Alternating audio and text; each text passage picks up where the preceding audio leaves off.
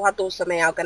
ganacsata ah madaantay so taasna waa inaan iska saxno because waxaa jira nin oo dhareeraya loser oo meesha laga soo qaado la ii samee midna waxaa jira nin raga oo mar hore to ahaa oo wixii sameeyay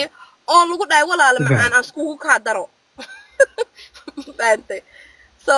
taasna naga jilciyo walaal qofka bilaadanka wiilka anisa ku aqaan wiil fiican oo ahaa haddana waxaa la dhahay qof calooshiisa banaanka tahay markaa ogaatay dhinaca kale soo ogow marabna inaan ku dambaabno asagaba xagtimay balaayo ka muuqdo waa iska garan kartaa qof sharci haysanina Allahu aclam inta u dulqaatay you know ma dhigi kara just because nin waaye gabar uu gacan saarayay inaan automatically u heeliyo ma fiicna ayadana dhinaceeda ma maqlin asagoon baan haynaa asaga for sure waxaa lagu xiray domestic violence waana qalad in gabar gacan la saaro okay so intaas la rabaa inaan sheego maasintii ku soo leertiisii ku socbaa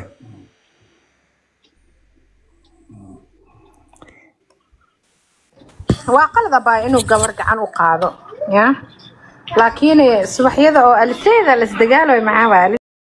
alseeda la isdagaalayo maxaa waay alsee ma la isdagaal waxaan kala ku dhiirabay baa alsee jawiga juusta waay nimanka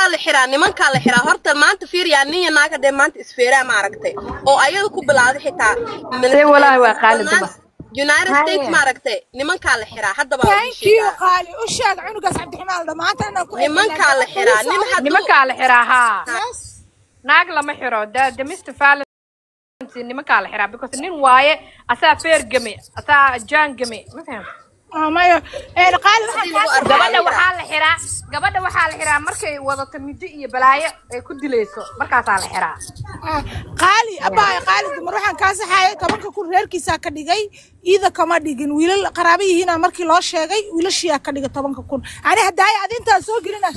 anay police objection waxaan soo xasuustay haddii tolkiisa uu ka dhigay oo la soo sii daayay naagta maxay snapchat isku walwalaaqay social media iska dhisaysa nacalatullaah calayka 10 kun xataa ma ka bixin weyda waaba xirtay hadaay ma xasuusatiin qaali oo imaanna sheego 10 kun laga dhigay wiilka beela lagu soo daa qaali oo imaanna sheego hadaay 10 kun ila qaraabihiina ka dhigay iyada marka sawirada ay soo galgalayso wax hore fiidiyoyo hore sawirada dadkii waa ugu faanay marka inta wiilka jeel geeysa naagtaas waa naag waalan ana idin sheegay wax ka faan badan ma jirto maanta daasoo agmartay waxay u maleynaysaa ina oxygen ka saar rabtid ina uqurne waa naag waalan I'm telling you right now dabeecadeeda sida kale kartiyo iyo business woman way ku laandeeraysaa but when it comes to dabeecada she thinks the whole world is against her runta dilaga ma waxay rabtaa qaali ragga inay iyada xukunta raggana rag nin Soomaali ma yeelaa xukun ma yeelay wiilkana waa saa sheegtay raqankaas wiilku toli jiray uu shaqaysanaa uu fiicnay mid kale markuu imaado Faisal Ojiya qab uu ogaay asna naftiisa qadarna way dhacday calfa iska jir ma hine qof uu yaqaan ahayd waqtiga la celin karo ma hine haddana haduu nin yahay banaanka kale Faisal Oji waa carr markuu xaaladu adkayso xataa wiil ogaadeena qabaabowe ay asagana waa carr marka qof la yaqaan oo public ah oo adiga aad taqaan daraamadeeda waqtiga iskaga dhacday kale way qornay dara inta experience ga ka aqaan qurbahan markii la joogo yaa waa muudigal